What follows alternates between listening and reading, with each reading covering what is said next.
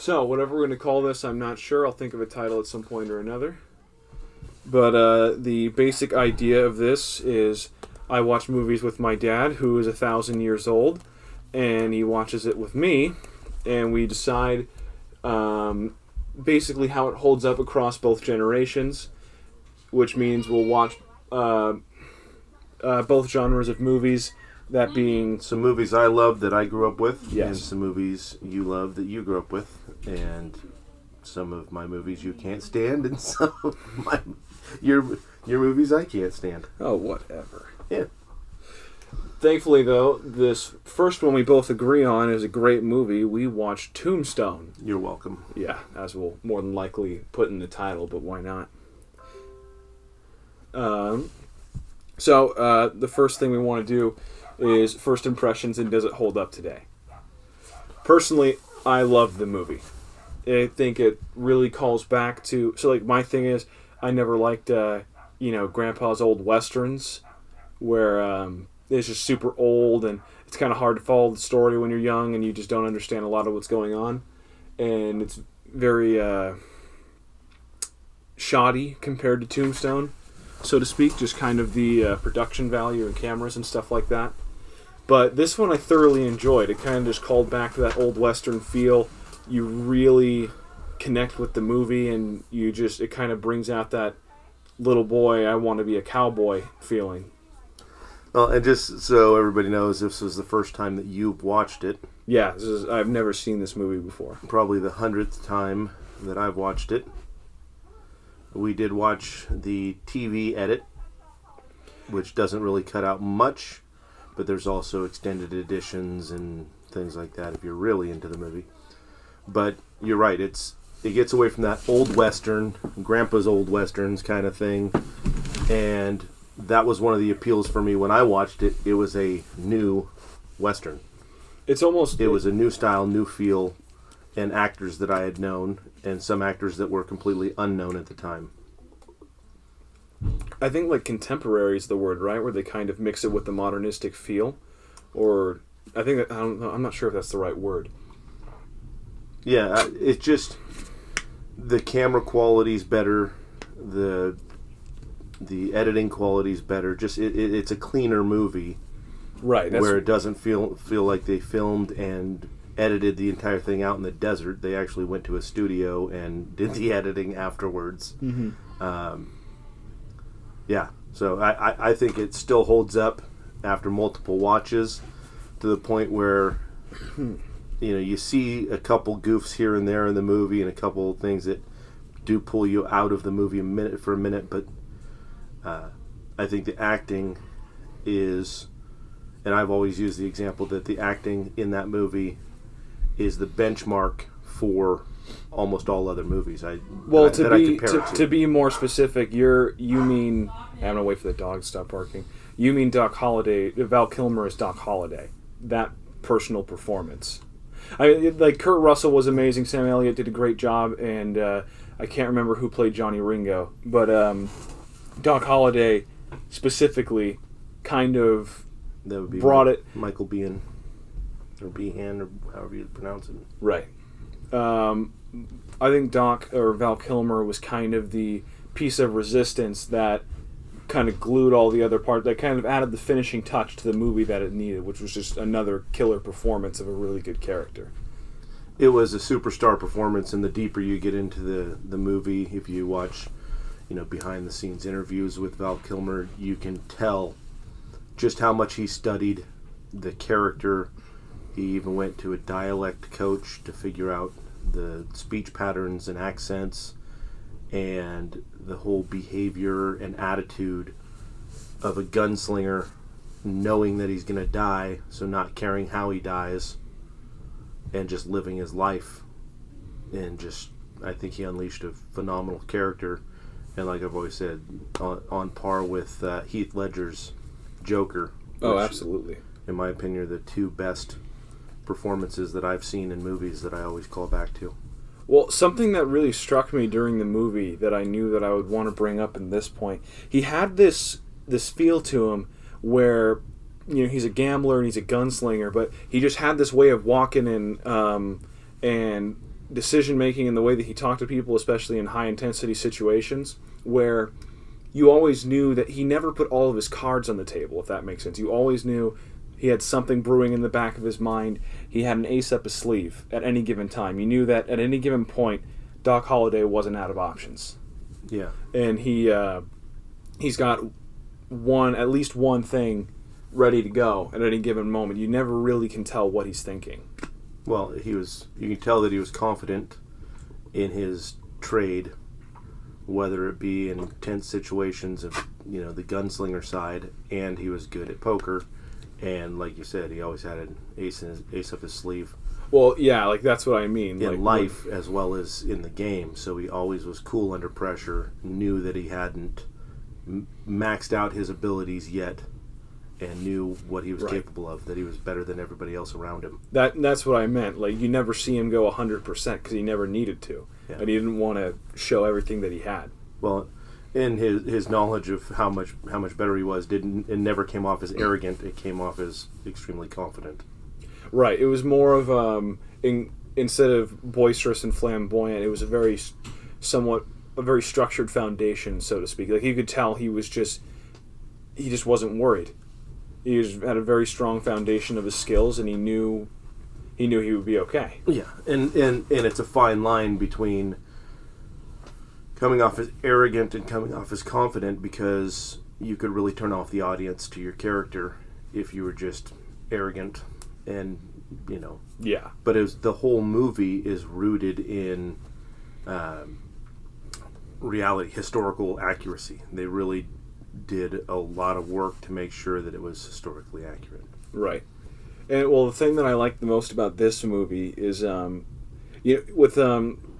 thing that you kind of worry about with these movies is you're making a Western, you're making something historically accurate, and it's like right after the Civil War. The thing is, people aren't alive who were in that time, and people can't relate to it when you're just talking about it, because nobody knows what it's like to live like that.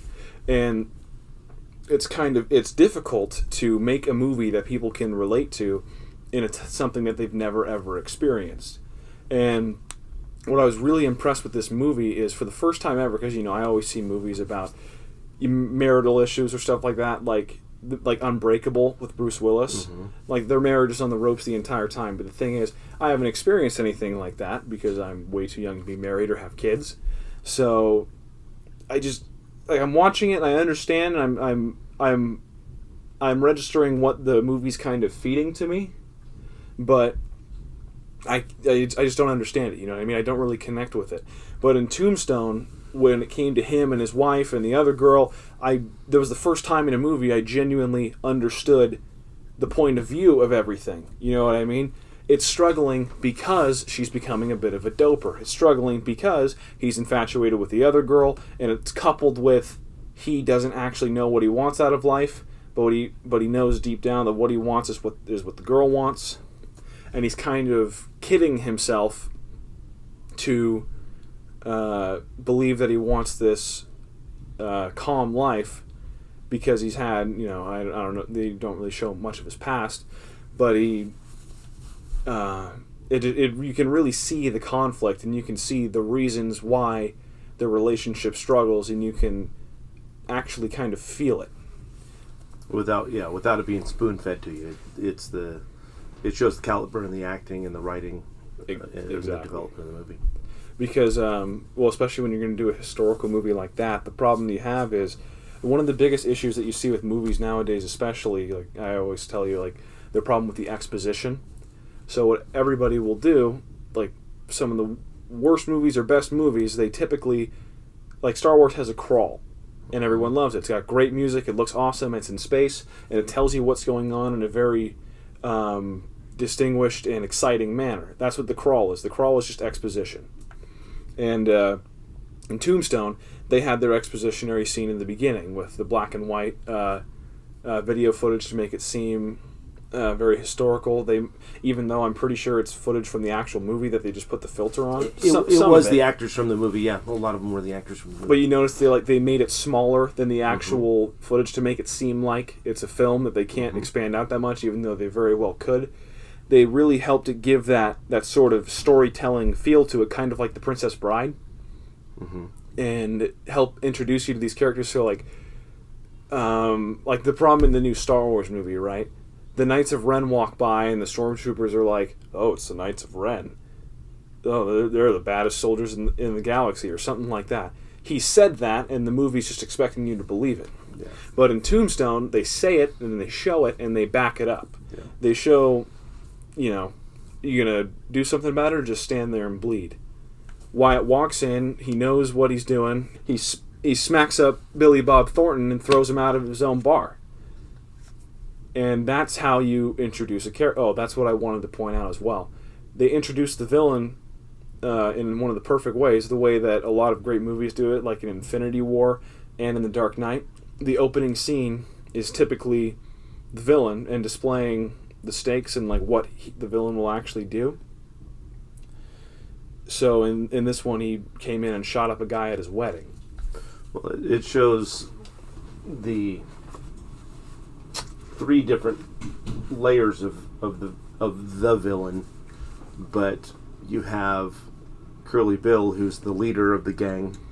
You have the gang themselves as a whole, and you have Johnny Ringo. But if you notice, Curly Bill didn't fire a shot. I thought he was just kind of firing into the air. He stood there.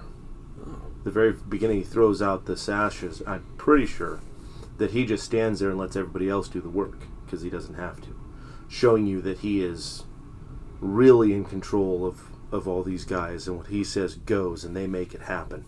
And then they're all sitting there, and they're all firing around the priest or the friar or whatever he is, the padre. They're all shooting around him. He's got his hands up flailing, he's screaming at him the whole time, and there's a certain line that none of them will cross. You don't shoot the holy man on holy ground. Yeah, you don't do that. And then when he comes up and starts chastising them, Johnny Ringo turns around, hardly without even looking and without any further thought, then shoots him and kills him, showing that even after everything's calmed down, there's no need. He's unarmed, and he's a holy man. He's religious. It's a line that no one else would cross, and this guy just doesn't care. He's so full of hate. He's so dangerous, but he's not the leader. He's not the man in charge, but he is the executioner. Yes, he's the assassin soldier for the main bad guy. But then even after you take out both of them, you still have this entire gang you have to take out. Right. Have you ever read Lord of the Flies? Part of it. Well, but I know the movie. Yeah, that part made me think of it. You know Roger in the movie. So like, there's the kid. I forgot his name. He's like the leader of the choir. He's very power hungry. He's just a bossy kid. He doesn't want the main character. I forget all their names. He doesn't want the main kid that everybody liked to be in power. So he takes like the choir for himself. And his right hand man was Roger. Now Roger in the book and in the movie barely ever spoke a word. But he's the one who rolls the boulder down the hill to kill Piggy. Yeah, he's the henchman. Yeah, he's the one who like starts sharpening all the spears and throwing them, but then when they walk by, he's just this sadistic, twisted kid that just, he follows the leader to serve with some kind of purpose, but in reality, he just wants to be let off the leash. Yeah. Well, and going back to what you were talking about, the exposition about the opening, where it's kind of the old TV style size is what that right. was. It was the old TV format, which is 4x3, almost square, yeah. right? Versus whatever letterbox look is, or the new. I can't even remember what it's called. Like is. A 16:3 aspect ratio. It's 16:9 or whatever it is. But yeah, the new TV style, newer TVs are based on a little bit closer to what theatrical screens are. That's why there's more continuity between watching a movie in the theater and watching it at home. That was the point. But the TVs that I grew up with were the 4x3, almost a square. Like hardly a rectangle. It wasn't even right. It was a square. It was just a square box TV. But I think the point of it was also showing that when they when it opens up to the title screen and the walls expand of, all of a sudden it goes to this 16 by 9 format or whatever, and I'll have to look at that. That's driving me nuts. I don't remember. Anyway, when it goes to the expanded format, it's basically saying, okay, this isn't your grandfather's Western. This isn't your dad's right. Western. And I think that's a visual way of showing that. And the color enhances, and it's clear, crystal clear, great title screen, and you get these guys rolling in, doing their thing. It really sets the stage. It creates a comparison right Yes. in the beginning of the movie, because throughout the whole thing you're comparing it to that legitimate historical footage, or like the format of the historical footage. So it was definitely a step out of your normal Western, and now it's this. It is the benchmark that all Westerns are measured by. All Westerns strive to be Tombstone. Right. You gotta remember, this movie's almost 30 years old. Well, I looked it up. So Came out in 1993. I graduated that year, and so you're watching almost a 30-year-old movie. yeah, it's at this point it's 28 years old, I think. Yeah. So, put in perspective, it's 7 years newer than Return of the Jedi. Does it seem as old as Return of the Jedi? Not at all. But no, not even remotely. But that kind of brings us to our next point that we're supposed to bring up is after stating everything that we like about it, could we make it today? Could there be a remake? Could there be another Tombstone? And the thing is, you have to, well, especially because of Val Kilmer, you have to bring in a new cast. And how would you do it? Are you talking about re-releasing the same movie today, or remake? If you were to do a remake and a recast, because those are two different topics. If you were to take that movie, if it was, you mean like if they wanted like bolster theater sales, so they say, hey, Tombstone's in the theater, let's go watch it. Well, that's going to draw everybody who has been a fan since it came out. What I mean is my generation, because I'm the. It would introduce a new generation, yeah, like re-releasing Star Wars in the theater. They did that, yeah, and it's multi-generational. I don't know that this has quite the same multi-generational pull, so I don't know if it would have the same theater draw. But say it was left just on the shelf for the last 28 years, and they never put it in the theater. If they released it now, does it hold up to today's standards? Oh, that's the question. Okay. Picture quality, is it clean? I mean, it's not filmed in high def. It's not 4K, but honestly, because the thing is, I'm the movie buff of my generation, right? And there's so many movies that I like or will enjoy watching, and I'm trying to think because I enjoy the movie and I would go watch it, but costume, set design, props. Honestly, guns, I don't. There's nothing enticing enough, I think, for my generation, because everything's based on aesthetics and what you see and like how it feels, not necessarily the grittiness of the story or like the actual what you're going to see. Because it's too. In other words, it's too deep. Right, like there's not emotionally. There's not enough surface level stuff to make people want to come. I don't think so, because like with action movies nowadays, there's always got to be something new, right? Like. Tenet. Even Tenet doesn't super appeal to my generation too much, but it's successful even though it's a super deep movie like that because it's got, reversing through time. It looks super cool. It just looks cool. And it's the same with all the action movies going on, but this is grounded in reality, based on real people, and inaccurate. And accurate. I didn't mean to say that sounded like inaccurate, but problem is, like, if you wanted to make it today, right, the only way you would get people to show up is if you had a lot more guns, if the chicks were wearing, like, the traditional low-cut Western kind of dresses and everything, and if there was, like, basically kind of the old saying that people say, like, for nowadays it's got to be, like, sex, drugs, and rock and roll. Mm-hmm. That's pretty much what you would need. You need to dial that up to 50 if you wanted to get in the trailer, if you wanted to get people to show up. Well, that was the draw then too, but it's just been amplified over the last 30 years. Well, even then, then that would still be the same point. But I think the biggest thing for drawing an audience today is pacing. Yeah. So a good comparison for you would be A New Hope And The Force Awakens. Well, yeah, or even a new. Well, you can actually. So you got 3 generations in there. You got A New Hope, right? Phantom Menace. Oh, you were gonna. Yeah. Okay. And Force Awakens.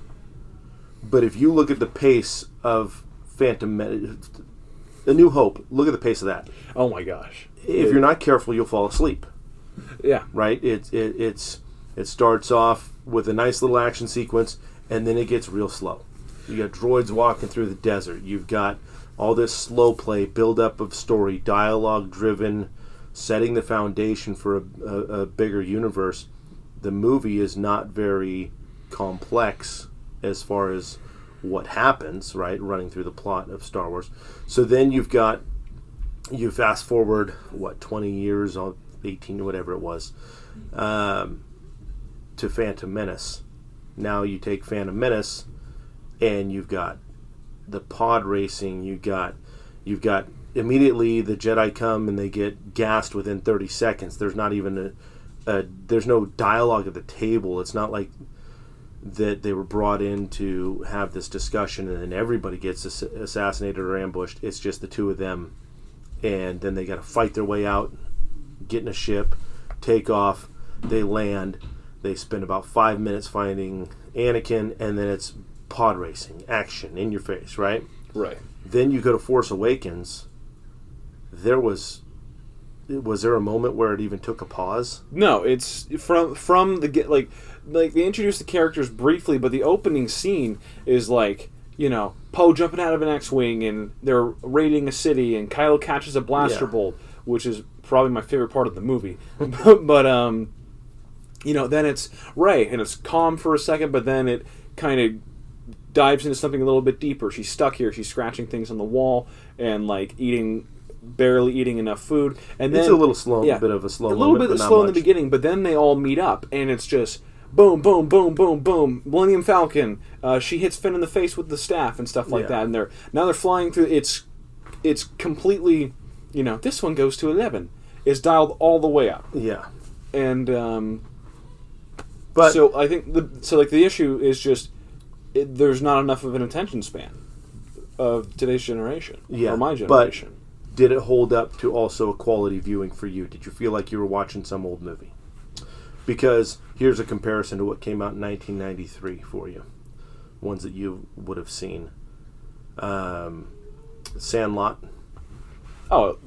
which is a rewatchable masterpiece, but it's also a period piece, so it's set back further in time.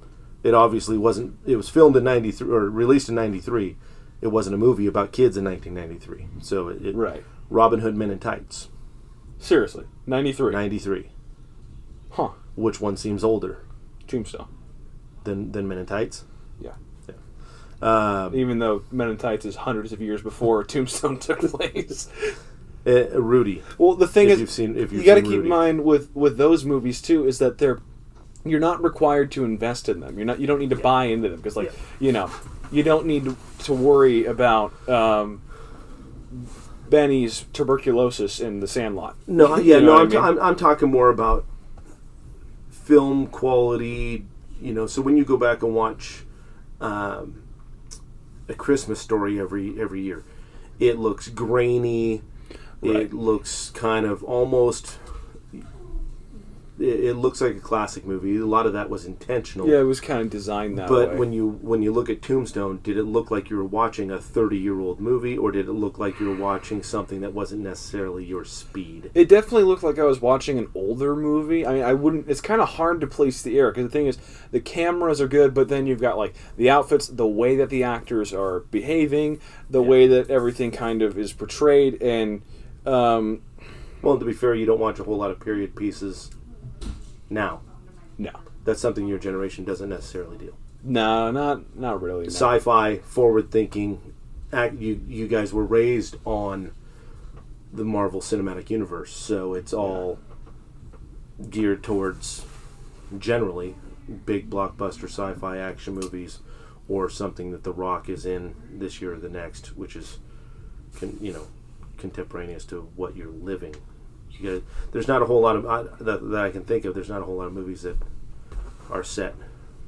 No, I can't think of a whole lot of modern movies that are actually set back. But I will say, when I was watching, there was something that kind of struck me when I think when they were patching up Virgil, right when he was going out, and the three guys came up to him to tell him that they're no longer part of the gang. When I watched him come out and put on his coat and everything, I almost felt like I was watching The Mandalorian.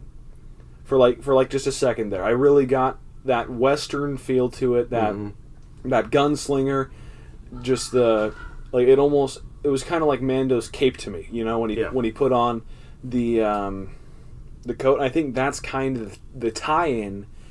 Well, you see where they drew from that and other westerns for the Western gunslinger, right? Completely samurai feel, which Star Wars originally had, and that Favreau picked up for The Mandalorian, and you definitely see parallels in Tombstone for that, right? Because I think the thing is, good. The next top, not the next topic.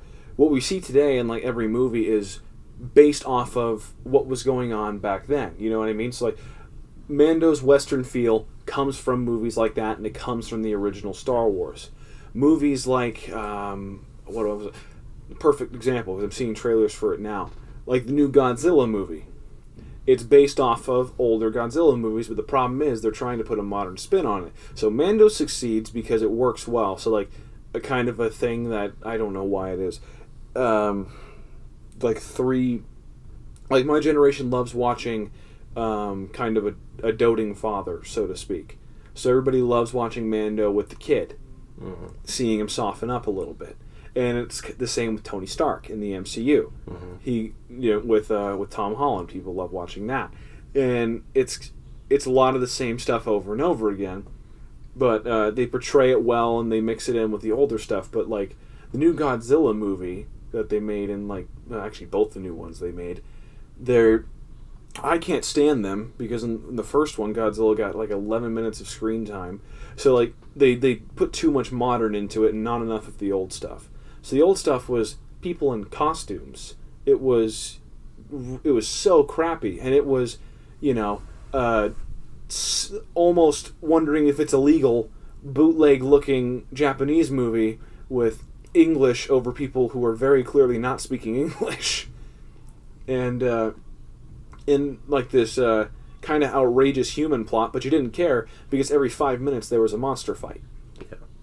And that's where the new ones just suffer, because the problem is they try and get too much into the human crap. Well, and it's almost as if it only works in that old environment when they did it right then. Well, the thing is, I say this all the time. I know I talked to you guys about it, but the reason I love the Rocky movies so much. So one of my favorite movie scenes of all time is that scene right before the fight in the first movie where Rocky is just walking around the ring, and he's just looking around. He's just thinking. You can see it on his face. And they just got this beautiful piano piece playing, and he just kind of reflects on everything. And I say the same quote all the time. I miss when movies used to take their time. Yeah. I miss when the pacing was a little bit slower, because I haven't seen the new Creed movies yet. I really want to, but they're good. Yeah, I bet they are. But if you were to make another Rocky today, right? Yeah. It would be fight, training, and that would be it. It would be none of the walking around town, bouncing his rubber ball around, or arguing with Mick about his locker, or walking around the ring, just thinking about the fight, and it just moves around. Yeah, and I think that goes to movie makers today in studios pushing for mass market excuse me, mass market, bold audience or broad audience, mass appeal.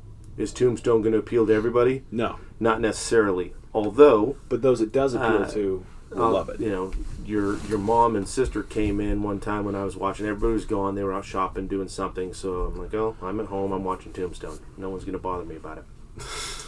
I was maybe 5-10 minutes in, and they both came home, and surprisingly didn't ask what I was watching, just sat down and started watching it because whatever the scene was, it really was captivating at the moment. Well, 5 to 10 minutes in would be like that might be the scene where he goes in and beats Billy Bob in the saloon. I think it might have been right before that, and they asked, "Oh, is that Billy Bob Thornton?" And it kind of, "Oh, wow, look at him, he's so young.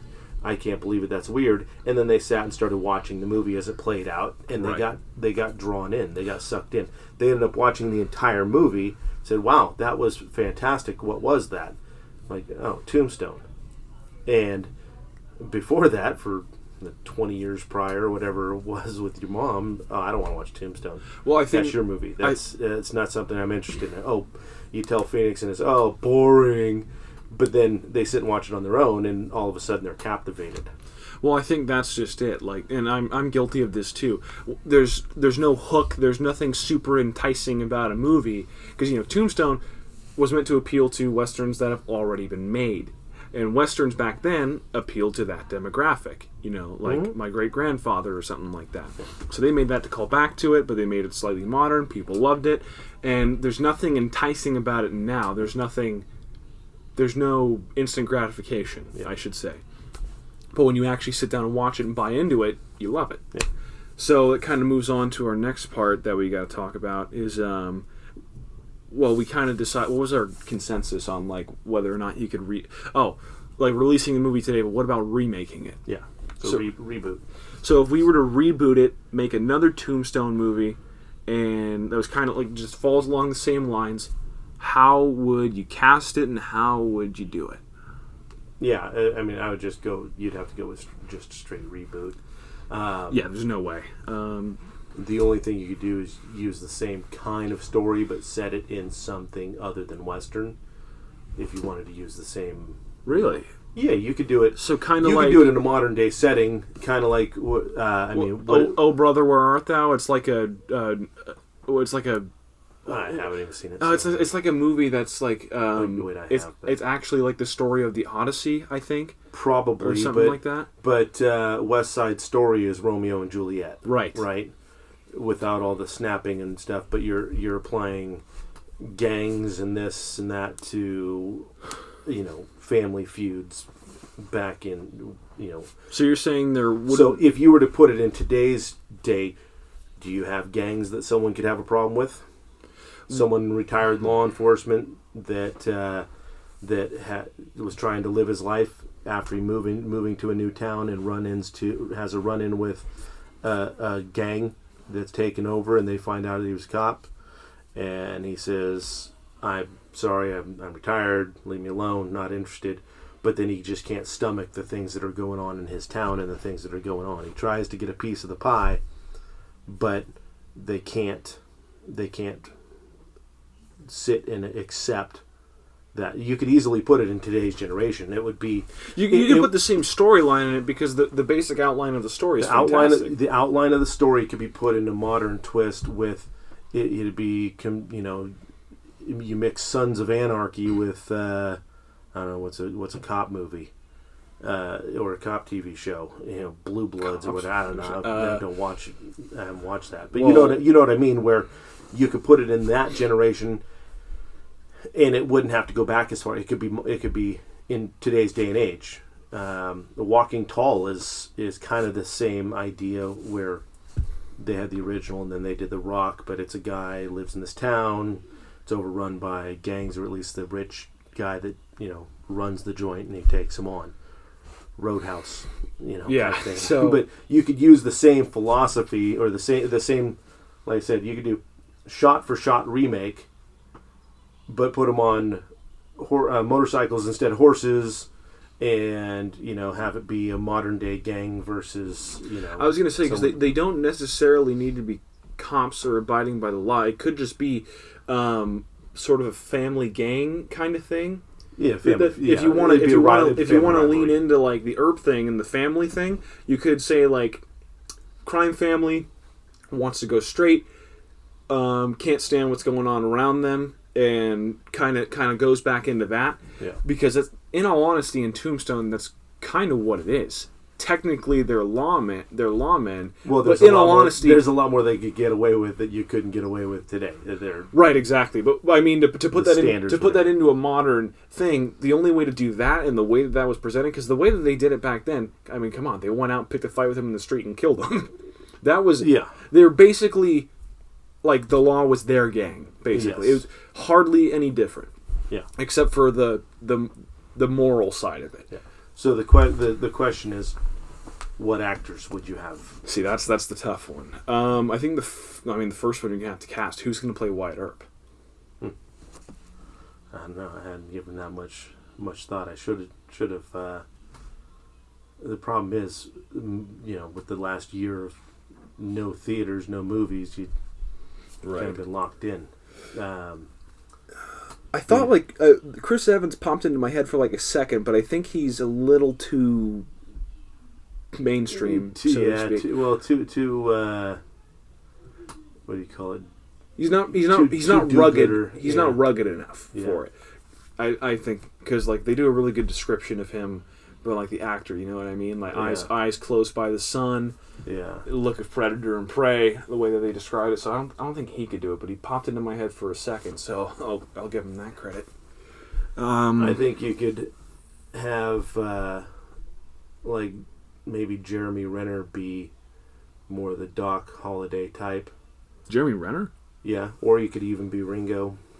If you watch him in SWAT. I've seen SWAT. He doesn't really strike me as the slick type. He's a little. I would say probably Ringo. Yeah, not sophisticated enough to be, or doesn't play sophisticated enough to be. He's a little kind of when he plays that character in SWAT, and the way that you kind of see him. Yeah, wild card. I haven't seen him in the Bourne Supremacy. Yeah, he's a little bit more heated, if you will. Yeah. He's not so much cold and calculating like Doc Holliday. He's a little more evil, so to speak, or a little more sadistic. Yeah. So I would, if I were to put him in the movie, I would put him in as Ringo. He'd have to bring a little something new to the table than he typically does, because he's kind of got this feel to him in other movies that I've seen that I don't think would super work. But let's talk Ringo for a second. Who played Johnny Ringo?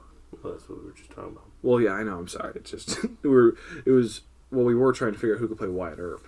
Yeah. But as for Johnny Ringo, if not Jeremy Renner, then I don't know. I'll have to come back to that one. All right, let's go back to Earp then. Who could play the Lawman? Well, who could play Wyatt the Earp? two biggest ones that you'd have to worry about filling is Doc and Wyatt. Doc and Wyatt.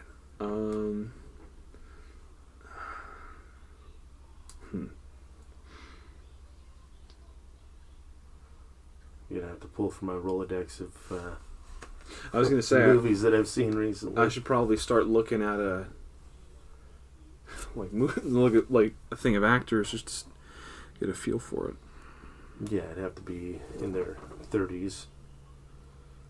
I'm just going to look up actors and see what... No, I don't want actorsaccess.com. I don't know why that popped up.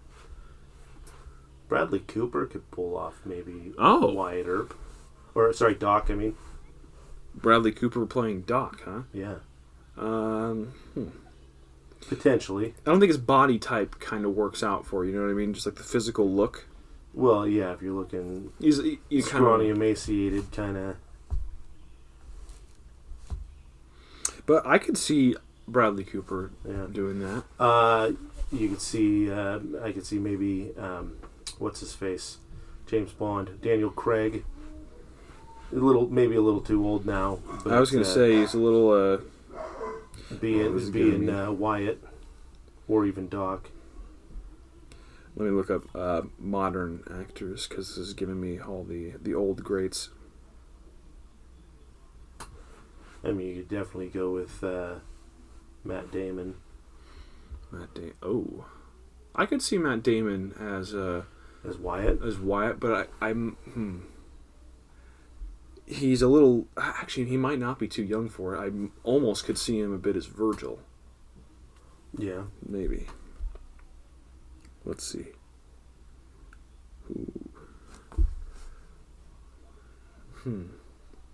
What do you think of Christian Bale? Yeah. Maybe. Maybe somebody in the cowboy gang. But not much. Depending on how old you want him. Liam Neeson is Virgil. Oh, I could take Liam Neeson as Virgil very easily. Yeah. Oh, here we go. Ooh. Today they'd probably end up having the Hemsworth brothers be the Earps. That way they could all be a family member. Oh, that'd be hilarious. But that's the way it would end up being remade today. You'd have like their wives be the Olsen twins or something. How about this? Do you think Tom Hardy could fit into this? I mean, who would he be? That's the thing. Potentially. Yeah, it'd be tough, but yeah, some of the guys. Maybe someone like a kind of like a side character, but you could have Hugh Jackman could do a good job, but he's also getting up there too. He's a little older, but I don't think that would really hold him back that much. So anyway, yeah, we'll have to. That'd be interesting to put a little work into first. So, the things I like best about the movie is just the family dynamic, and that the family dynamic is not just defined by blood. So, as angry as Wyatt and Virgil and Morgan get with each other, they're always brothers. Even though they thanked Wyatt for bringing them and getting everything together, but then they also blamed him the minute things turned bad, but they always counted on each other. They always stood by each other. And Doc, being this, lonely guy, like at the end of the movie, said, "You're the only one who's in my life who's ever given me hope." Right. That's a guy. The beauty and genius of the portrayal of Doc Holliday and the way it was written, the way his character was written as well, and who he was in real life, was, something that all people should measure a friendship by and strive to be. Right. Strive to have and to strive to be. This loyal to the end, thick and thin, someone who bonds themselves to you, and you could hurt their feelings, make them mad. You draw your lines. I will not be pawed at, but he will do anything for him. When he finds out that the Clantons and McLauries are upset with him, he comes out to join him. He's upset that he doesn't include them in the fight. I love is just the automatic response. He's just nobody even need to say a word to him. Nobody need to convince him. He's just out in the street and he's like, "Doc, what are you doing here?" He's like, "Someone's coming after us." Yeah. I love that. It's just so automatic. Someone's coming after us, and he means the Earp family, and nobody questions it because everybody knows. Yeah. Wyatt for a second he's like you don't need to do this, or he's like this isn't your problem, and it's not your fight. He gets insulted. Yeah, he's like, you kidding me? Yeah, no, it's so well done, and then the end scene between the two of them just wraps it up beautifully. Oh yeah. So. Anyway, the last is what? Pick it apart? So, here's the thing. We could nitpick it, but what I think we probably should do first is actually, whatever. Let's just nitpick it. What was the other? It was just overall, what parts did you not like? But that's more of kind of on a grander scale, like certain scenes or the... Yeah, that's fine, but... Yeah, it kind of falls along the same line anyway, because in all honesty, we're probably just going to start nitpicking it if we talk about that. There's not much that I don't like about that movie. That's the thing. I only have two nitpicks, and one could be chalked up to the fact that it was a new town, right? It was a booming town. So it's so ridiculously subtle that there's one scene where you got this building that's painted like a charcoal gray, kind of blue gray, and you can see where one of the painters missed it with the roller, and you can see the fresh wood underneath. Oh, jeez. I mean, that's incredibly minute. But that could just be chalked up to the fact that it's a new town. Because when you look around at all the saloons, you look around at all the theater, and everything is new. So it's not like nothing is gritty. When they're walking around in this dusty backdrop, dusty town with black hats and coats and everything else. But then it gets dirty. They have to change their clothes. It gets filthy, which is cool. Right. It's realistic. But they really worked at that time to stay fresh and clean and sophisticated and proper, even though they were walking around in a dusty desert. So the new buildings could really, the fact that it's new construction could account for that. The second thing, which is kind of a goof, is when Wyatt and Josephine are running the horses.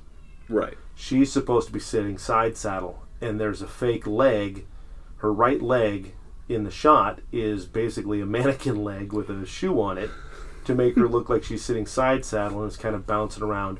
But every once in a while, they can't control the camera angle enough, and you can see her real right leg in the stirrup on the right side of the horse. It's like, just try and blend it into the horse a little better. With today's technology, they would have put her right leg in a green sock and edited it out with CG. Yeah, it could have been done very easily. They could CG it out and probably would have, but I like the detail to historic accuracy, but someone running and jumping, it would be pretty impressive to see anybody doing that side saddle without falling off backwards and snapping their neck. The third thing is, and this is the one thing that calls it back to the old school westerns and keeps it old school, is that there was only one scene where their guns ever ran out of bullets. Oh yeah. They do change their shotgun, pop out shotgun shells and reload during some down moments at the river, but like the shootout at the OK Corral, they're firing off. If you count rounds, and some of it you could say, oh well, it's the editing, the different camera angles, go back and rewind, blah blah blah. But if you just count how many times they're doing like the rapid, where they're hitting the hammer instead of, with the finger on the trigger, just slapping the hammer to make it go, and you can do that with a revolver. It was a 6-shooter. Right. There was the only one even if there were 8 rounds, they're still going well beyond that. The only one who could make a solid case for it was Doc, because he carries 2 guns. But the rest of them, they only got 6 shots. Yeah. Well, yeah. So where's the stop and reload? And that goes back to your sci-fi movies where they're laser bullets and you don't have to reload, and it goes back to the old school westerns where it would take away from the action if you stopped and reloaded. Right. So the only part where he actually runs out of bullets is the one where he points it at the guy and pulls the trigger and it goes click, and he says, "I got you now," and then he and Morgan both take the guy out. Right. So it was only relevant to the scene for him to run out of bullets because it made the scene more intense and it also more poetic. It also let a little more poetic, and it let you know that Morgan was going to make it. You know what I mean? Yeah. Like he wasn't just dead there on the street. Yeah. Because that's how I felt personally. Because he shot him, and I'm like, oh, okay, so Morgan's going to be fine. Well, the reason for that is also it goes back to what his brother, what Wyatt had just told him about killing somebody and the way it makes you feel. Right, because he was the one who did the deed in the end. Yeah, he really drove it home, and that one sunk in. And it wasn't just like a heat of the moment fight thing. It was, he had plenty of time to think it over. It was not like a premeditated, so to speak. It had slowed down enough to really. It became a conscious decision. It was the Right. coffin nail for the entire fight. It was the last bullet fired. It was a fatal blow, and it really drove in how it made him feel. The only thing that I could really possibly nitpick about this movie is, and the problem is that it's actually more of a compliment to the movie, it's just, excuse me, parts that you don't like the whole they were murdered in the street thing, or the fact that you don't get to see that coward who like begged for his life like 3 times actually, like they just kind of tell you that, that's the one legitimate nitpick I could actually say is, you know, as you want to see a scene bad, where Ike Clanton gets killed 2 years later. As sadistic as it is, I wanted to watch that guy die so badly because he's just he's a pony. He's like, oh, I'll never do it again. And the moment things get dangerous, the moment he has to pay the price for what he's done, he throws it all away and throws everybody else under the bus. He's such a coward. Coming the most, Right. But the thing is, the only thing I could possibly nitpick is, you know, I don't like the scene where they're coming out saying, "Oh, they're murderers on the street," because it's the bad guys doing that. Yeah. The movie wants you to feel that way because it's not a good thing that's happening. But it's also historically accurate. Yeah, movie. but even the one of the tombstones in Tombstone that you see in the opening of the film that says, "Here lies Lester Moore." Shot by a .44, no less, no more. Yeah. So that is like still there, and was there. Right. So, well, like, and I guess that's kind of a horrible thing to nitpick because, like, oh, the movie wasn't happy all the time, therefore I don't like it. But that, like, I could see, like, if this ever did get popular, somebody just ripping me apart for it. In modern movies, they show you the wrap up. They don't just tell you. Yeah, like, it's kind of, and it calls back to what I said in the beginning of this. Like, the biggest sin that movies have nowadays is that they tell it to you and they spoon feed it to you. Show and you everything. And they show that's the thing. They show nothing. They just tell it to you. Oh, well, yeah, but they show everything that you want to see. It's fan service. It's there you go. Spoon fed. So yeah, they would have had Ike Clanton. They would have had They would have showed that. It would have been a stinger, right? It would have been the stinger of the movie, a bar scene or whatever where he gets shot, just so you have that finish, a little bit of satisfaction. They don't show you. They just tell you and tell you to believe it with how awesome these people are, but then they show you and spoon feed you everything that you want to see. Like you said, all those nuance, all the little loose ends. They can't leave you with loose ends, and a lot of that is almost shows. I think it shows, as weird as it is, Family Guy's impact on culture. And I don't know if Family Guy was necessarily the first one to do it, but the impact on the culture and movies and everything else. I don't really watch Family Guy, so no, I know, and I've seen enough of it, and you've seen it in the commercials where anytime they're talking about something in the dialogue of the moment, it flashes to a scene of whatever it is. Oh, a cutaway, yeah. Yeah, they always cut to, while they're talking, they always cut to whatever it is they're talking about, so you actually see what it is they're referring to. And movies do that. You gotta see every last bit. And now we express everything visually, even to the point where when you want to text somebody something, you don't even explain it in words. You send them a GIF or a GIF or whatever. It's a GIF. Whatever. It's a G. I know. I'm just the GIF was for people who were going to criticize that I said GIF. Yeah. Anyway, or a meme or an emoji or an emoticon or whatever. There's got to be something visual, something. Yeah. Well, and it seems to capture. A picture was worth 1,000 words, so it seems to capture exactly what you're saying. So we speak to each other through clips and images, and now we watch movies where we can't have it explained to us in word. We have to see it. Well, it's funny because I was thinking about this the other day. Like, some jokes are funny. Like, breaking down what actually makes something funny. It's like what a lot of people talk about this. Like when it comes to offensive humor, they're like, offensive jokes you shouldn't get mad at because the reason they're laughing at it is because those are such horrible things, and they know that it's over the top. And the idea of it being normal is so ridiculous you can't help but laugh. Yeah. because they're horrible things. Yeah. So laughter's more of a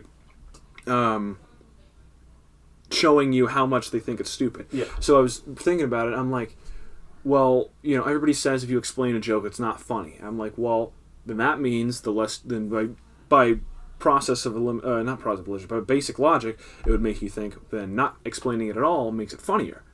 So I was thinking about this in like terms of joking or storytelling, and I think the more of a leap or the more connection that the person who hears it has to make, I think the funnier it is. Yeah. So like if something, I can't remember exactly a complete example of it, but just something really subtle or really like something really subtle that somebody does, but you know why they do it because you make the connection between that and that. Yeah. It's funny. It requires some thinking. Right. Well, and that's the thing with older movies, especially this movie. It lets you form your own opinion on each of these characters. That's my exact moral point. Ambiguity of Wyatt Earp.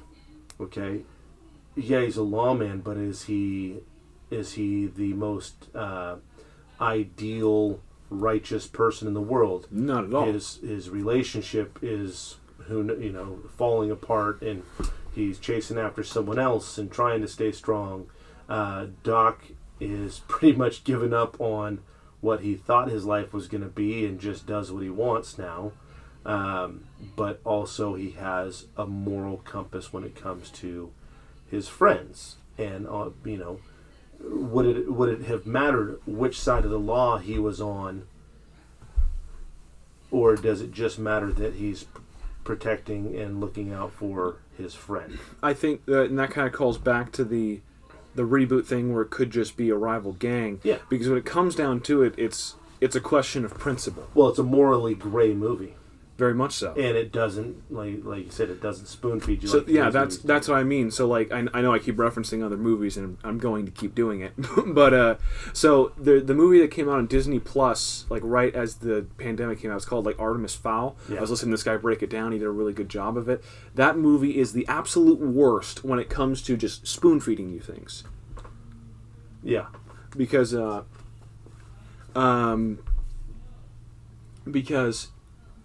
what's it called? It just says he's the smartest kid in the world, or this and that, and then it never shows you. You have to take what they tell you as truth, without ever seeing, there's no proof. Nothing. Yeah. So with Tombstone, it lets you know because the guy's abusing the horse. Like the very first time you see Wyatt Earp, the guy's whipping the horse, so he grabs it, whips the guy. And that perfectly explains Wyatt Earp right there in that scene. Yeah. He believes in righteous, he believes in good, he believes in protecting the innocent horse, and he's not afraid to beat somebody with the whip because he knows nobody's going to... no nonsense. There is a certain way you should act, and he will act the same way you do to prove that you shouldn't act that way. Yeah, it shows you the very opening scene. It shows you his principles. It shows you how he carries himself. You know where he stands. It's such a perfect introductory scene for Wyatt Earp because you see that and you see that portrayed through the rest of the movie, but it makes sense because it built up to that in the very first time you see him. Well, and they do the same thing with Doc. Doc comes in, and the very first thing he does is actually saves Wyatt. Oh, I can't remember Doc's introductory. Doc walks in. Yeah. He stopped Billy Bob from blasting him with a shotgun. He's like, where do you think you're going with that? Well, it shows his knowledge of people in the community and other gamblers because he calls them out by name. Yeah, it shows him his street smarts. He calls him out by name, stops him with what he's doing, and then makes him stand there. Does his introductions and then turns back to him and. Oh, I forgot you were there. You can go now. Yeah. And it's just that seriously, the arrogance, the control, the sophistication, and the respect and fear that everybody has of him that you don't mess with him. He will burn you to the ground. And the thing that keeps that scene from being cheap or plastic or spoon fed is the fact that they built up to it in the beginning. Because Wyatt's like, hey, where's Doc? Or how's Doc? You guys seen him? Yeah, I miss that guy. Yeah. So they perfectly build up to everything. They don't spoon feed it to you. They let you make the connection, and that's how. And when you make the connection, it's the idea in your own head, kind of like Inception. That's what makes you start to feel these characters because it's you connecting with them. Yeah. And with that, I think we can we hit the hour mark on the dot. So, all right. I mean, yeah, I love Tombstone. You obviously do. Otherwise, you wouldn't have watched it 1,000 times. Favorite movie? Yeah, but you'd have to put it to wrap everything up and put a little bow on it. If you wanted to remake the movie, we'll probably come back some other time or talk about it in the next one we do. Hey, by the way, we would choose these people for the cast because it'll take us a while. We'll cut out the old part and edit it in. Yeah, we'll probably try something like that. But yeah, we'll. If you haven't seen it, go watch it. Yeah, watch it with your dad. You have to put it in a modern day setting, and there's very few things you can nitpick. But I think something I should say, especially if we're going to do this in the future, is this is a rated R movie. We do not watch rated R movies. You can record it on Hulu, kind of like we did. You get a TV edit. I forgot what channel it was actually on. Oh, it was on the History Channel. Yeah, so we saw it on the History Channel, and it censors everything out, and cleans up the violence. Yeah. For you, there's no language in the first place. There's a couple scenes that are a couple religious figures dropped. Yeah, but even that they didn't. They censored show. it. They didn't show. Because I've seen the original, and they cut a couple frames out of each of the killing scenes, each of the shooting scenes, so that you don't see the extra gore and violence. There's not a whole lot of sexual implication other than maybe some artwork on some walls. To begin with, there's no language because it's the language of the time, so profanity then versus profanity now is different. And other than that, it would be alcohol and tobacco consumption. But that and just like overall violence, like they don't show it was the violence that was rated R for, right? And they trimmed that out significantly in the TV edits. Call it what you will, say that we don't get the true feel of the movie or whatever you want to say, but this is a father-son podcast, and we keep it family-friendly or PG-13 at best. We don't really curse on this, and if we did, we keep it tier 1. The basic stuff. You've never seen the other way the unedited movie is. You've only seen it once. So no, I've never seen the unedited version. You feel like you're missing out on anything? No, who cares? Yeah. But like, so we don't really review R-rated movies unless there's a TV edit of it. Like, well, we have the TV edit of Tombstone. We have the TV edit of Step Brothers. We have the TV edit of Shawshank, which we got to do soon because that is my favorite movie. I don't know why. I got a thing for prison escape movies because I also love Escape from Alcatraz. Yeah, that's true. I don't know. I've always liked it. So, all right. Wrap it up. Yeah, we'll see you guys in the next one.